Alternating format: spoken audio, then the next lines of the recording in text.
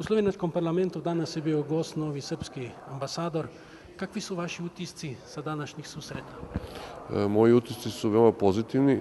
Ja sam se susreo danas sa predsednikom Odbora za evropske integracije i sa predsednicom Društva prijateljstva parlamentaraca Srbije i Slovenije. Mi smo ocenili da su odnosi Slovenije i Srbije veoma dobri. Slovenija podržava Srbiju u evropskim integracijama.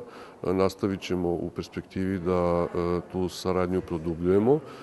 U očekivanju smo formiranja vlade u Beogradu i od jeseni nastavljamo saradnju ka daljim regionalnim integracijama i daljem razvoju bilateralnih odnosa.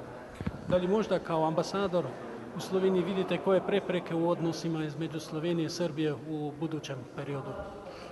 Ne vidim prepreke, vidim samo mogućnosti da se ta saradnja i dalje produbljuje i razvija od kulture, preko evropskih integracija, preko sektora odbrane, ekonomije i svih drugih vidova kao što su turizam i kretanje ljudi po regionu, posete međusobno i tako.